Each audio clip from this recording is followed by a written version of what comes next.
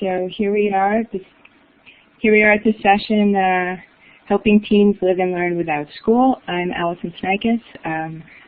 This is going to be a talk about Princeton Learning Cooperative. I'm on staff at PLC. I want to start though one slide back, and it's always fun to maybe see where the participants are, and it'll give a chance for maybe some other folks to get over here from the keynote as it's maybe just wrapping up. I'm not sure. So if you want to go ahead, the second I've given you access to the toolbars. They're on the right-hand side of the whiteboard. If you go to the second one down and click on it twice, or click on it and then choose the star, and you can indicate where you are. I'll put a little star in for where I am. I'm here in New Jersey. Anyway, so it gives us a little chance to see where folks are. So just a couple folks so far. But I'm expecting some other people to come along, in particular some folks who work at centers similar to PLC, and maybe some folks from PLC to join us. So hopefully they'll get over here from the keynote. Just finished the keynote. Excellent. All right, so I guess we'll move on from here and just sort of go slowly a little bit and let people join in and catch up. Feel free to put questions in the chat. I'm not great at watching the chat. I'll do my best, but certainly, hopefully there'll be time at the end where maybe I can answer some questions, and certainly can bring them back up then. And as I said, if we have other folks here in the session, other folks who know about these centers might be able to answer some of the questions and have a discussion. All right, so I'll get started. So I'm Alison Snieckus. I'm going to use this sort of as my intro slide. And let's see, that's me. I will show you in the slide. That's me right there. Okay, so there, I pointed at myself. This is a biology lab. I'll talk about that in a minute. Anyway, so I live near Princeton, New Jersey, sort of why I ended up working at Princeton Learning Cooperative. I have a pretty long-standing, multifaceted interest in education, but it sort of took a major shift when I decided to homeschool my two sons for middle and high school. We're done with that. My older son's now an employed electrical engineer, and my younger son's training to pilot ships. And so while I was doing the homeschooling, I just enjoyed working with kids, and had worked with kids before that in various ways. And a friend of mine, another homeschool parent, and I decided to create a teen-led homeschooling group called eCubed. We started that back in 2004. It's still going strong, and that gave me a chance to sort of be part of teens and sort of see what works and how learning can work in sort of a different place than sort of the traditional school. Then PLC came along, and they were like, yeah, we're going to start a center. And I was like, yeah, that's totally the extension of what we were doing sort of in a once-a-week teen-led format, was to sort of make a center and see how things could go there. And so that was founded in 2000. PLC was founded in 2010 by Joel Hammond and Paul Scott. I joined up sort of in 2010 as an occasional volunteer, just to sort of get going with it and see how it was all going to work. The following year, I taught biology. This picture is, in fact, a picture of that biology, and I love how intense they all are. So yeah, I'm watching on. They're dissecting a worm there, so if you're interested. Yeah, so they're all very intense. We didn't stage it. That was just sort of how it works. I think they're peeling the epithelial layers off the outside of the worm. Anyway, so from there I became a board member, and then went on staff last fall. I ran classes in both biology and in statistics. I mentored 10 of the teens last year. Last year we worked with 36 different teens throughout the year, not all at the same time, but over the course of the year. And we now have 27 teens who are signed up to to start with us in September, so in just a couple weeks. So I thought it might be fun to do a little poll. Maybe we've got some folks here. Yeah, we've got a couple folks here. So the question for the poll now is, do you work with homeschoolers? Are you a homeschooler yourself, or do you work with homeschoolers in some way?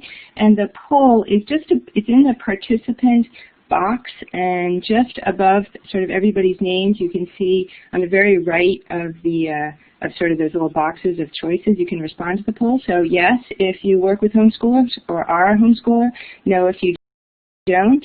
And I'll carry on, and then I'll give you the poll results when we come back. And maybe there'll be other folks joining, and we can add that back. All right. So the Princeton Learning Cooperative is based on the North Star model. So I have a slide for that. There's that.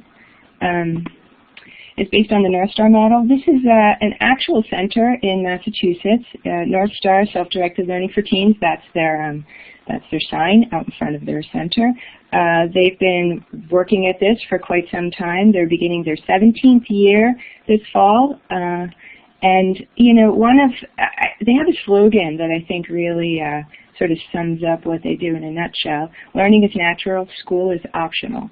And you know, learning is natural. I've been in a number of sessions already today talking about this idea that, you know, learning is what we do as human beings. We're born that way. We carry on, and it doesn't have to be just relegated to school. And in fact, school isn't actually necessary in order to, you know, make yourself into a competent adult who knows how to do things in the world. And so I really like that slogan, learning is natural, school is optional. I think it really sums things up.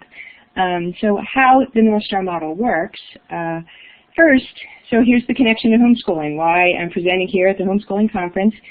Once the kids who are attending the center are going to all be homeschoolers. So any of the kids who have come out of school are then going to sort of transition to homeschooling. They're not in school anymore, and homeschooling then becomes the legal mechanism for teens to leave school. And so they all become homeschoolers, and the center is not really in charge of delivering education in the same way as the school is. So these are homeschoolers. They're free to learn in the way that makes the most sense for them. The center is open in pretty much school-like hours, but often doesn't start as early. So we start about 9 o'clock. We start a little before 9. I believe North Star is 9 to 4. We're open Monday, Tuesday, Thursday, Friday. So we're not open on Wednesdays at PLC, and North Star is similarly. And we made that choice very consciously. We feel that we're not in the place of content delivery. We're not there. Kids don't just show up and say, all right, you know, tell me what to do. You know, they should be in charge of their own learning and working on becoming self-directed. And having an open day gives them an option to maybe work on something that they're passionate about, or get, you know, have some actual work, maybe do an internship, you know, maybe some service work or something that's important to them that they've decided they want to do, and it gives them that option. All right, some of the other parts of how it works, every teen has a customized learning plan, which is built based on what they think is important, and we'll be talking a little bit more about that. And the way we build those plans is sort of via a mentoring advisor relationship that we have with kids. So every teen has a mentor advisor. At PLC, it's every full-time teen has a mentor advisor, but that changes from center to center depending on what choices people make. And that mentor is going to be meeting with that teen. I'll talk about that in a little bit later. Another key aspect here is family meetings. So families are really integral parts of this sort of learning outside of school, and rather than sort of the in-school model where sort of families are kept at bay, and often parents feel like they're just sort of checking up on their kid to make sure they're doing all the things that they're supposed to be doing, where we have a very different relationship with the families. At the center, we'll have classes and workshops and tutorials. We typically have a small number of core staff. At PLC, we have 4 core staff. And so we're not going to be able to offer all the possibilities of classes that kids might want. And so we rely on a cadre of volunteers who graciously give up their time to come in and work with the teens. So we'll have quite a number of classes over the course of any particular week. The classes aren't sort of typical classes. Most of them meet once a week. And so like for my biology class, we meet once a week. Mostly we do hands-on activities during that time. And then we talk about some of the big ideas and, you know, encourage each other to do some other sorts of study in their free time of the kinds of biology-related things that they might be interested in. The tutorials are obviously one-on-one times for a teen to work with somebody who's knowledgeable in that area about something that they're really interested in. And workshops are going to be sort of once in a while events where we might demonstrate something in particular, maybe a knitting workshop where, you know, gives kids a chance to, you know, show off some expertise or learn how to knit or whatever, or, you know, things like that in all different kinds of areas. We also have planned activities with the kids. So at PLC, in fact, we relegate or we schedule one particular day to sort of be our activity day.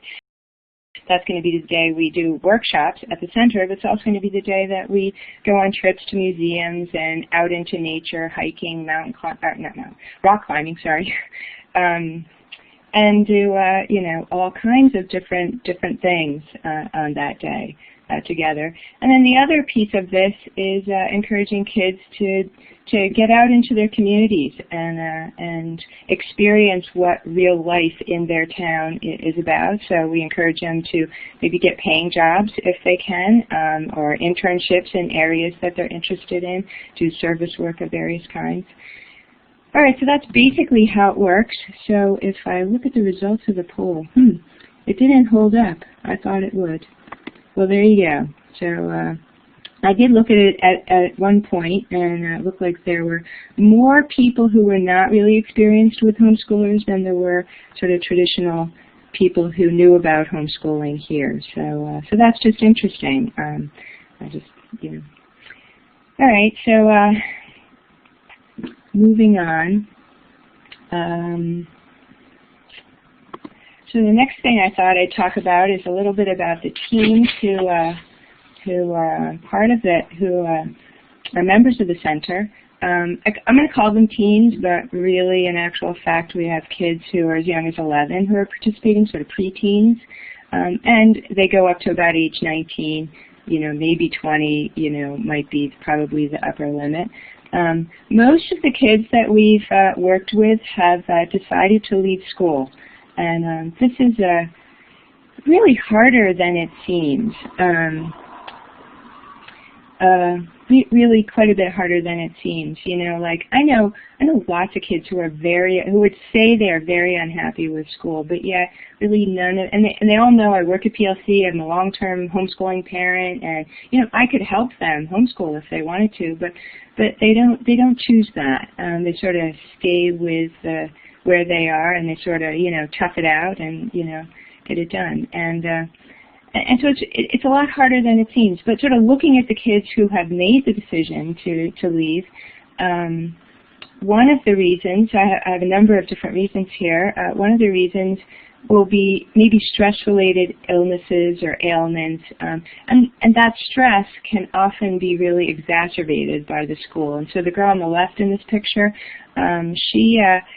she was in school. I guess her ailments began in about middle school, and she just became really quite, she had really a lot of medical issues, and they were seeing a lot of doctors and trying to figure out what the medical issues were, and school was just not working for her more and more and more, and she just couldn't seem to, she wasn't going, so she'd go on homebound instruction, but she didn't really do the work there, so that didn't work, and so she'd be back in school. She spent all her time in the guidance office, and it still wasn't working.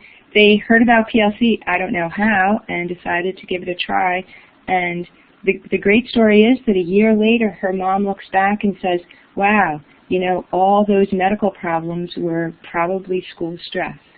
She didn't know that at the time, but looking back, she's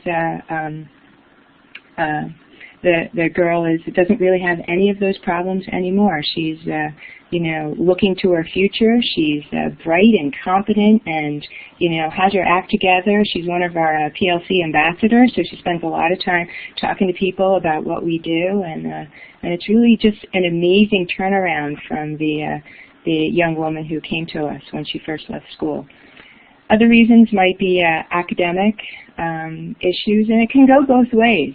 Kids who really are struggling with the academics, and kids who find that the academics just doesn't suit them, that they want more variation, or they want more of a challenge, or things. Some kids have social issues.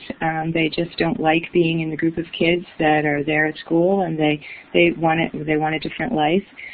Some kids have chronic medical conditions, and these aren't related to stress, but just long-standing chronic problems that mean going to school, getting up at 6 in the morning, and being there and working through it and doing their homework. They just can't manage to get it done, and so they can find an alternative way of sort of doing not doing learning, but finding a way to live and learn in their teenage years at PLC. Some kids are just profoundly unhappy, and some just want more out of life. And so the boy in the front on the right, who's working in the pottery there, so I'll just tell his story a little bit. He really wanted to work in pottery. He's one of my mentees. He said, yeah, I'd really like to work on pottery. Let's have a pottery class. And I was like, oh, yeah, so pottery class. I don't know anybody. We don't have a potter's wheel. We really just don't have space. We sort of have a smallish area, as you might expect, with 20 to 30 kids, and that really wasn't in the class of things that we thought we could make happen. But he made it happen for himself. That's a box fan that he's working on there. And as you can see, he's making a tiny little pot in the center of the motor. He's taking the blades off the fan, and he's using the motor in the center as a potter's wheel, and he's making a little piece of pottery there in the center. And that just exploded from there, into lots of ways. We ended up actually getting someone who knew about pottery and who had a kiln, and had a potter's wheel. She brought it in and shared it with him, and he really enjoyed himself. So that was really a wonderful opportunity for him. And he did his exhibition at the end of the year, which was sort of like a presentation of learning, and he did it about his pottery. And it's amazing how much more he's gotten into it. It's not just about the art, but it's also about the quality of the clay and the scientific aspects of the different glazes that would go on. And he really knew quite a lot about the pottery. Anyway, so leaving school is a pretty hard decision for kids. They're going to do it for lots of different reasons. And often when they come out, they're going to need to do a little bit of deschooling, which is sort of just wrapping their head around this idea that, wow, everything's possible now, that, they could just be here at PLC and, doing something really so different. They've never even thought really that this was possible, and it takes them a couple months typically to sort of get their head around what they want to do and what direction they want. And in that time, often the parents need a lot of support, because it's been a hard decision to sort of step off the path of what everybody else says is really required for kids, and to support their young person to be the person they want to be. But once they're through that, they'll begin to build a life for themselves in all the various ways that they might choose, because everything's possible. Another avenue for the kids who come to us are traditional homeschoolers, kids who have homeschooled all their lives. The girl in the background on the right in the green sweatshirt, she is homeschooled all her life. She chose to come to us at PLC as a part-time option, and she started 1 day a week last year. She was in my biology class. She and her brother thoroughly enjoyed, I think, the community aspect, the part of being in a center with other kids and, hanging out with them at different times and doing everything that's fun there, and have chosen to be full-time this year. And so we bring a mix of kids all into sort of the same room and said, yeah, we can make this work. And that's really fun. All right, I thought I'd talk a little bit about mentoring. Mentoring for self-directed learning. So you know, as homeschoolers, often people say, yeah, well, you know, you have to be sort of special in order to be a homeschooler. You have to already have that, you know, internal motivation, and, you know, you have to already be self-directed. And in fact, I think becoming self-directed, in some ways, a process. In some ways, you start from birth being self-directed. You know, the day you decide that you want to tie your own shoes, okay, you're being self-directed, or, you know, get yourself dressed or whatever. And so there's definitely self-direction all the way along. But this sort of building the idea that you could be self-directed in how you choose to learn for the future that you're headed to as an adult, I think is something that we think, you know, just some kids have it and some don't. And I feel that it's a process that all kids can have it. And part of that is going to be, part of helping them along that journey is going to be the relationships that you build with kids. And so that's why I sort of choose this picture, you know, that a lot of what we do at PLC comes down to the relationships we have with kids. Certainly the mentor-mentee relationship, but really any of the staff members. And it's based on trust and respect in just the most deep and fundamental way that, you know, I trust the kids I work with to be making the right decisions for themselves. And I might have some, you know, what I'm going to bring to the table is maybe some resources and some other kinds of support, but I'm really trusting them to be making those decisions and respecting the kinds of choices that they're making. Our mentor meetings, we typically schedule them weekly at PLC. Some teens might opt for, you know, only 30 minutes, or we might recommend only 30 minutes. Some of the younger kids, you know, that's really, it works well for them, sort of on a 30-minute. And some may need as much as an hour a week, and we can certainly support any sort of whatever they choose works for them. You know, in those meetings, the teens share their goals and maybe reflect on, you know, they share their goals and reflect on who they want to be and where they want to go in life, and share that with the mentor. The mentor's going to offer maybe some resources, some ideas, and some things that they might want to try to support them. And they might try it out. So a teen might say, yeah, well, you know, I think I really need to study math because I want to be this, you know, in the future. And the teen might, you know, try, or the mentor might say, oh, I've got a tutor you could work with. Teen goes, tries out the tutor, comes back 2 weeks later and says, yeah, I don't really want to do this. You know, it's not working for me. And the mentor's not going to say, oh, well, you know, you really need to try harder. You know, it's not going to be a judgmental sort of thing. They're going to be like, okay, all right, let's self-reflect. Let's think about why it's not working. You know, what did you feel like when you were there? You know, and be thinking about, you know, there's lots of ways to learn math, and it doesn't have to be in one particular way. We might try thing after thing after thing. Assuming they still want to try and learn something, we're just going to keep trying to find something that works for them. Also, part of the mentoring is documentation of learning. So in some cases, for example, college, kids might need to have a portfolio of what they've done in their high school years. And so we're going to help them, you know, keep track of things in a way that's going to make sort of building that portfolio when the time comes easy to do. We're also going to be bringing in parent input to these mentoring sessions in really sort of deep and fundamental ways, because, you know, and we look to the parents because we're all on the same team. We're all there supporting the teen as they want to move into adulthood. You know, what's important for you now? So we're going to be bringing the parent input. As I said, the family meetings are really important. And we're going to be looking to support the teen in becoming independent.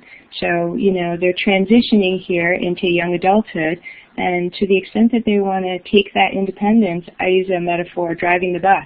You know, they're driving the bus of learning. They get to make the choices that are important to them, and the rest of us that are on the bus, you know, me as a mentor maybe, and maybe their parents, maybe other people that are helping them, you know, we're there to offer ideas and support. And but it's really the team who's taken that forward and expressing their independence and finding ways and learning from their mistakes.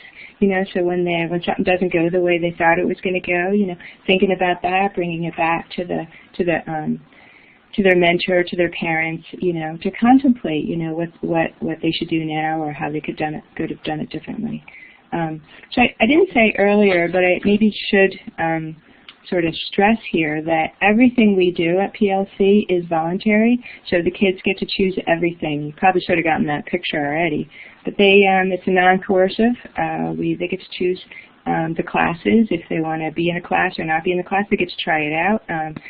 I've had kids join some of my classes and then after a few weeks say, yeah, you know, it's not really working for me, I'm not going to continue, and that's perfectly fine. And we encourage that, in fact, so maybe they didn't know what it was, and now they do know what it is, so they've done some learning, and that's a good thing. Another aspect of what we do is building community. So I thought I'd spend a little bit of time on this. Community really sits at the heart of what PLC is about. It starts really with our physical space. We have a reasonably large common room. You get a sense of the edge of it in the top left picture, and around that common room are some smaller classrooms that we use for classes. We have a nice large sort of area where kids can hang out. You can have a number of different kids doing different things. Somebody might be playing bananagrams, somebody else might be sitting on a couch reading something, somebody else might be doing some drawing, some other kids might be playing magic in another corner. So there's lots of things happening in the common room. In fact, we have a ping pong table in the common room, and at first we thought, wow, you know, maybe that ping pong table is going to distract from, you know, some of the learning that would happen. Not at all, not at all. It just, it adds to sort of the flavor and the fun that we get to have and the support that we have for each other. And so that's really wonderful. We use the common room for our all-group meetings, which we have once a week. We call them collection, sort of specific. And this picture here in the upper left is one arc in the larger circle that we're sitting in at a sort of all-group meeting. We use the consensus decision-making process. Staff and PLC members, the teams, we all have an equal say, and we're going to discuss out pretty much all the things that we bring to the table. And sometimes the things at collection can be, you know, just maybe planning for our activities that are coming up, or we might want to talk about sort of the different scheduling changes, or people who are going to be coming in, or maybe making some sort of regular announcements. But pretty often we end up discussing pretty weighty issues. Because one of the tenets that we want to have at PLC is our space is safe and welcoming for everyone, not just for and safe and welcoming for different kids means different people means different things. You know, what one person might think is safe and welcoming, others might disagree about. And so we need to find a way that everyone feels safe and welcoming and respected in the space. And so one example would be language. We spent a really lot of our collection time talking about language and cursing and swearing. We had some incidences a couple of years back where kids were using language and other kids weren't feeling, you know, safe or welcome. And certainly it's not what we want to portray to people coming in, so maybe new parents who might be coming in to check us out. And we discussed it, and it got lots of people's viewpoints, and we've come to sort of a guideline about, you know, the use of language that seems appropriate, and helped kids who struggled with maybe cursing and swearing. They were used to, if you've walked down the hallways in a sort of a traditional high school, public high school, you know, there's quite a lot of cursing and swearing, and so kids were used to that. They need to find a way to sort of be in a more, in a place, almost treat it like a professional, like their job, so they can discriminate between maybe the language they might use with their friends in other places and the language they would use in the center. And it's really gone well. You know, the discussion has to come up.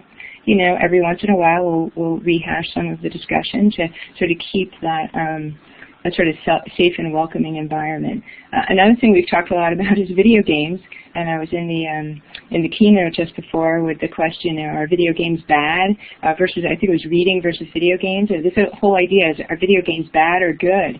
You know, and so lots of people have opinions about that, and when we discuss that, we get to hear lots of, you know, people share their differing opinions, and we all grow from that, and thinking about, you know, that there's maybe no right answer to that question, although I might think I know the right answer, but, you know, we have a respectful conversation around those ideas, and I think it helps everybody grow. We don't really have any rules in our community. Really, the only rule is to respect each other in space, you know, be respectful, so we can make it a safe and welcoming place. Everything else is a guideline, and we found that works pretty well for us.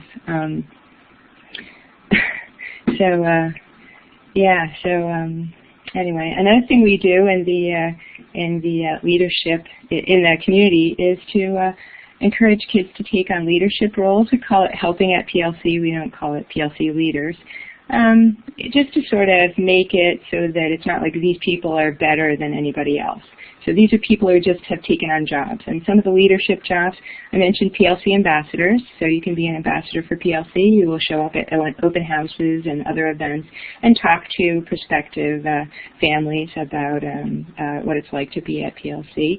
We have kids who help keep the space clean. They're called Space Cadet Troopers. They named it. And so they're just having fun with that.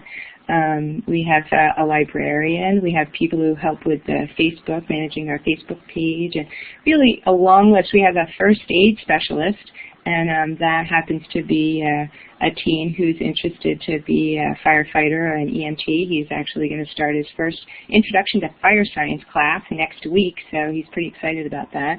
And he came up with the idea that we should have a first aid job, a first aid manager who could be on call if there was anything that was needed. And he put the whole job together, and it makes it really so much fun. And he's so invested in it. It's been great. And certainly the activities that I've talked about. So here's two pictures of activities, some of the rock climbing that we do, and then this is just some time in a park that's nearby, are really important. As I said, we dedicate a whole day to doing regular activities that are just not the sort of classroom-based, maybe academic-ish looking kinds of things, you know, to things that are really much more outside the box. Our community also provides a lot of peer support. I saw a post from a girl recently. She said, well, you know, I'm about to take my first community college class. Anybody have any suggestions? And sure enough, you know, another girl who had just recently finished her first 2 community college class posts up onto the Google group and says, yeah, you know, here's some things to think about. You know, make sure you're going to have success. It's way harder than you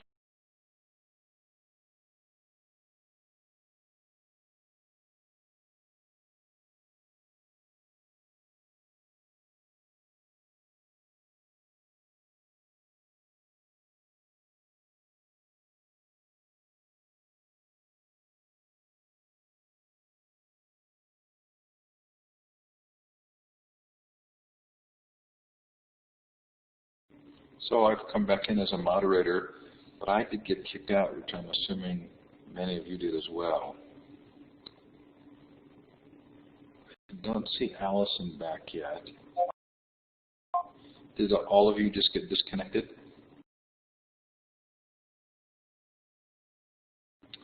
I've never had a Blackboard Collaborate room crash. Maybe I've just been lucky.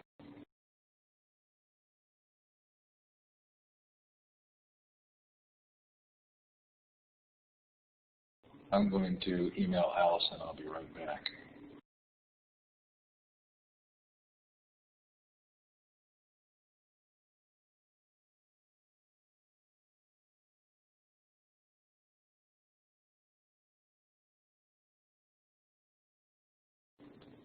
guess I don't need to email Alison. Alison, you're back. It looks like the room stayed recording. At least when I came in, the recording was on. We all got kicked out. But why don't you just keep going?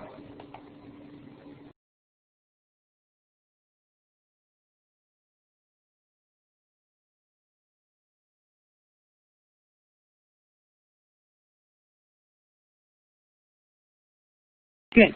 Okay. Click on talk. So, are people still here? Is the whole room? Some people are still here.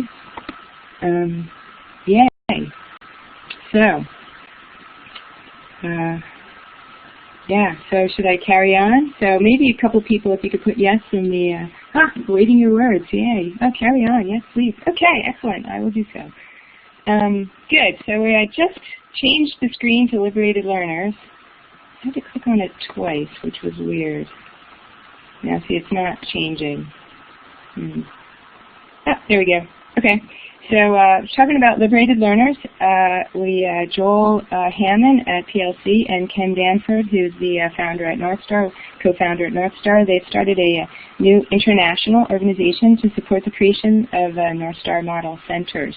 And this is a map off of, if you go to northstarteams.org, which is the main sort of Northstar site, and look at consulting, you can actually see the map, and it's interactive. You can go in and you can look at all of these different pins. But these are represent various people who are trying to get things started in various parts of, the United States, Lower Canada, where things are happening.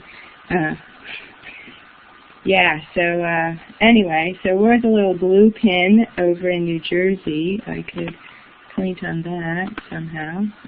So yeah, so I'm this little blue pin over here in New Jersey. That little blue pin right there. Yeah, and the various pins represent membership in Liberated Learners and different levels of membership in Liberated Learners. And you can read about some of that at the Northstar teams. But really, this is a brand new organization. We just got started with it over this past summer. And we don't even have a website yet to really point people to. It just sort of carries on with an idea that Ken's been working with, consulting with people around the country to get this idea out there. So I also want to point out that there's a new centers that are just starting up, one in Boston and another in Ohio. And it's just really exciting times where people are really taking this idea and making it happen in their communities. So, if you want, I will give you a whiteboard. If you want, you can go ahead. If you're in the U.S. area and you want to put a star where you are, there may be others in that area. You guys can certainly use the chat to the extent that you'd like to sort of find other people in the area. If there's a fair number of U.S.-based folks here at the moment, I'm not sure. Anyway, so what Liberated Learners does is they provide consulting. Ken and Joel offer their experience and their expertise to help anyone who's interested to create a Northstar Model Center. And it's going to be really just very personal, ongoing, support for doing that. We're going to share all of the things that we've learned, all the documents and ways of being, so 501c3 applications and, all of the, difficult. The 501c3 is the not-for-profit in the United States, and so all of the various things that you need to get up and running. We offer ways for centers to connect with each other. So we have a Google group that's just gotten started, a Facebook group, so that we can get the word out about various things. We can ask questions, and people from other centers can be part of that.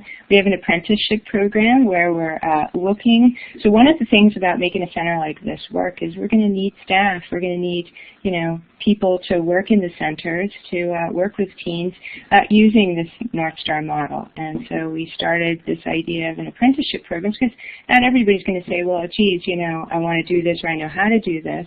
And it's a way for people, maybe they're not ready to start their own center, but they want to go work in a center, get a sense of what it's like, and so they'll apply to the apprenticeship program.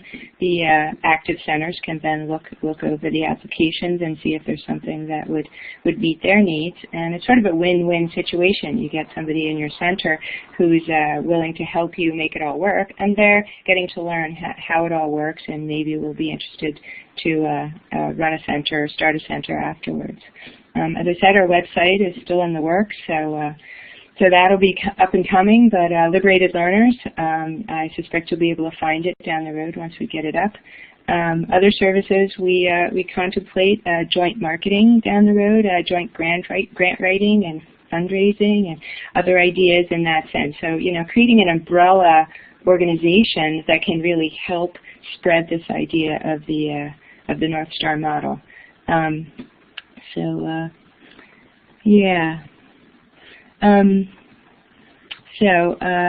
can go to the next slide. Yeah, so it's working. Slides are working.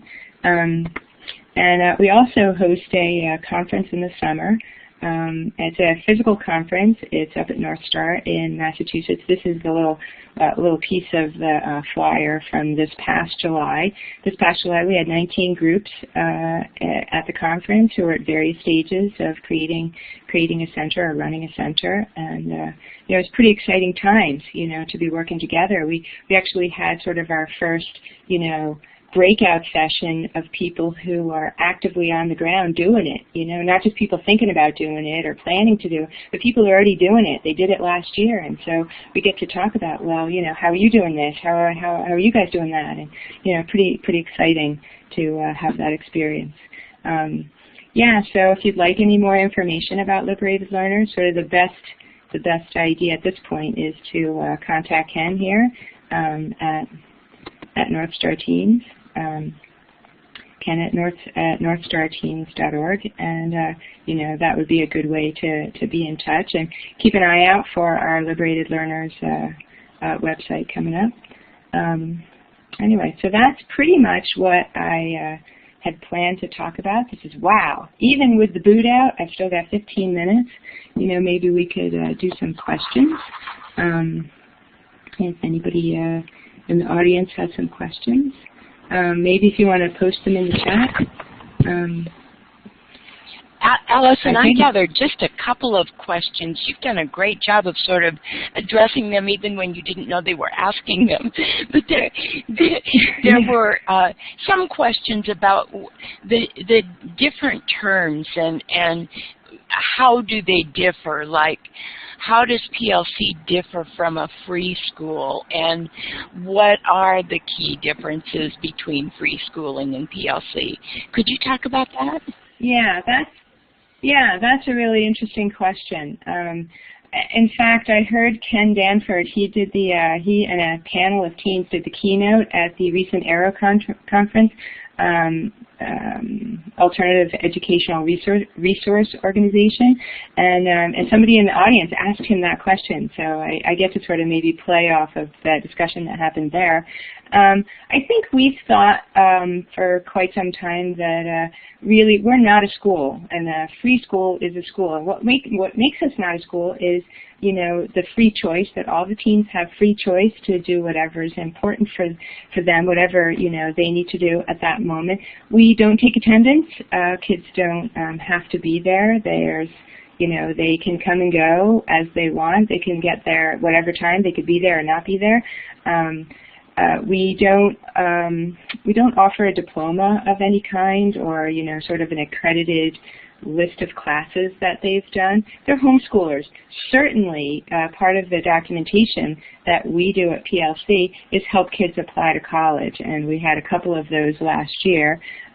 Kids who were applying to college, and we were able to help them in really fundamental ways piece together all the things that they've done. You know, maybe they've been in a regular brick and mortar school for a little while, maybe they've taken community college classes, a couple of those, maybe they've done some independent study, maybe they've taken some classes at PLC, and we can help them piece all that together, you know, into sort of a cohesive package that they can apply. In any case, but we don't offer, a diploma. They're homeschoolers, so they're, either going to get issued a diploma by their family. That's what I did with my kids. I gave them a diploma, or they just don't need one. You can also take the GED if you wanted a diploma in your state, or that may be changing a little bit coming up. In any case, so we really thought that there were fundamental differences from free schools. But I have to say, the woman in the audience at Arrow, she said, no, the kids have free choice. They can go to whatever class they want, and no, they don't have to be here every day. They're not required to attend a certain number of days or anything. They might take attendance actually, but they're not required to be there. Attendance is not a requirement, and so I suspect that maybe there's not as much difference here between us. They're certainly a school. We work hard to make people help people understand that we're not a school, that we're helping kids homeschool. Yeah, so I don't know if that sort of helps. If there's other people. That was a great response. I found that very helpful. There were a couple of other questions I grabbed, and then Maria has her hand up, so she's going to ask some of her own questions. Rebecca was wondering how you handle family meetings when parents are not being respectful of the teen's role as the bus driver. Oh yeah, well this is definitely something that parents have to work on, and it's not going to come right away. You're not going to let your 11-year-old necessarily be making every single choice about everything in their lives. So it's something that's going to come along, as the kids get older, and and we work with families to do this. We're careful with our language.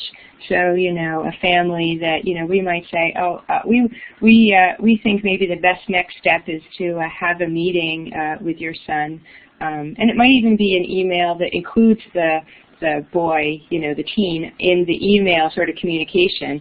But and the parents, are saying things about, he really wants all of this. And the teen's not really saying anything, and the parents are just saying he wants all of this, and we'll come back and say, well, probably a good choice is to have a meeting with your teen, and even over the summer, have a mentoring meeting, just casual, see what he wants, and see where we're going to go from there. And the parent might write back and say, well, he's available Monday, Tuesday, and Thursday and Friday next week, so that works well. And we're going to write back and say, okay, thanks for the heads up. We're going to Facebook message your son, and we'll set something up, and we'll be sure to let you know. And sort of help, move them out of the picture just a little bit, and so that the teen really has a chance to express what they want, and then bring them back in. So as soon as the teen sort of had this chance to express what he thinks is important, because sometimes when those parents are in the room, they're going to be taking over and saying, well, he wants this and this and this and this. And you're not really saying that. Or you might say, I want these things, but he's really playing to what he knows they want. And so, we're going to work with those parents and work with that relationship, and it's going to be over time. It's not going to happen overnight at all. And so I don't know if that's a little bit helpful. Definitely. Maria, would you like to take the mic to ask your question or make your comment? I will give it to you right now. Excellent, Peggy, thanks. Okay, you should have it now, Maria. I think I have. So my question is, hi, Alison. Thank you for the stories. What grown-up groups have you found helpful in your endeavor? I mean, not every place and every network will be open to you, to the teens, but what just professional groups or hobby groups or networks, anything, who are helpful people out there in your experience? You mean helping the kids on the ground in their practical, in what they want to do, like internships Let me make an example. So here in the Triangle, North Carolina, there are active maker groups and like maker places. They are helpful and they are friendly. They are hobbyist places. And also, so the hacker place here is very friendly. Kids can go And also there are several art studios that are not kid-oriented, but teens are welcome and they're open to the teens, and that's a place to go, a place outside of your place, if you know what I mean. Yes. Yes, I do. Yeah, so we're actively looking and searching out those places where, having teens do, continue their learning in those places. And sometimes it might be, we don't have any good makerspace or hackerspace. We've just been talking about that maybe what we want to do is have a meeting and organize some, put the word out that we want to start talking about getting a hackerspace or a makerspace set up in the Princeton area that would really work for kids, because our workshop just isn't deep enough or rich enough in that area of what kids want and what they can really benefit from. And so that would be great. But we have, Princeton University has a really deep and rich offerings, community offerings, and kids are always welcome at those events. So any of their public events, kids are always welcome in those places. You can have conversations and kids can have good, rich conversations there. We've also had quite a number of businesses offer internships to our teens, and we're just really beginning to build that network. I think North Star has really probably a much stronger network of opportunities for kids. But part of our outreach just isn't get a new member into our center, but it's also find volunteers who would be interested to work in the center, and also find businesses and local community members who would be willing to work with teens in different ways. And we've had a number of kids have really very rewarding placements, internship placements that they enjoyed last year, and that was really great to sort of get that idea started. And I can only see it really growing from here. But I don't, in terms of for the teens to be with, to be part of sort of groups, there's just also, if you wanted to be an astronomer, there's the Princeton Astronomy Association. You just go out, join the group, and be part of that. So it's really, what do you want to do? If you're interested in nature, there's a couple of nature preserves. You can go and, get to know the folks that work there and become, sort of proficient and expert, begin to lead your own classes there. And I think it's whatever they're interested in, they're going to go out in the world and find those places and ask and say, yeah, I'd like to be part of this. And I think adults are way more interested in doing that than maybe we think. Up till maybe more recently, most kids were in high school, all through their teen years, and didn't really have the time to be able to be out in the community. I don't know. So, but anyway, so there's some thoughts. Does that answer your question, Maria? Yes, thank you. Thank you. It's kind of, there is no magic answer. You just work with what's local. Yeah. Right? Yeah, exactly. Justin has put in so Justin is a staff member at PLC, so I don't know if he's mentioned that earlier, but he is, and so in the chat, that a lot is through individuals too, like the cooking class. Exactly, so I should mention that we have a cooking class that was run last year, and it was run by a woman who had a small business in town where she offers cooking experiences in her home. That's her company, that she offers that to people who pay to come to her kitchen, and she offers experiences, and then they eat around this big table. Well, she offered to run a cooking class in her kitchen for some of the kids during the week, during the day. And that was really a great experience, and hopefully she'll be able to do that again this year. So it's very individualized, but just a particular individual who's really given of her time and talents, to benefit the kids. So that's great. Alison, I had a couple of other questions. George wanted to know if you ever meet privately with parents to encourage them to be more hands-off. Some that just can't let go. Yes, we do meet privately with parents. sometimes that's in the back of our minds in terms of why we might want to, but often we're meeting privately with parents just to help them, you know, just basically take in everything. So we may, you know, so the hands-off part, you know, it's a, like I said, it's a process. It's not going to happen overnight. But the first thing might be for them to accept who their teen is, you know, and say, yeah, you know, like they're perfectly competent to, you know, make these decisions and to move on from here. And, you know, yeah, they had a really disappointment. They didn't get into the program that they really wanted to get into. They'd made an application for a program, an overseas program. They'd sort of laid out, the teen had laid out a little plan for the fall, and now they're on the wait list. They're like number 25, pretty unlikely that they're going to get it. And yet the parent still sort of is urging them down that same path of learning that the teen had laid out. And maybe that doesn't make sense right now. And so it's not so much, you know, be more hands-off parent, but maybe help them understand the perspective, you know, of the teen and help the teen sort of advocate for themselves. I don't know where that story is going to end up. We're right there. That's an ongoing story right now. And we'll see where that happens. And, yeah.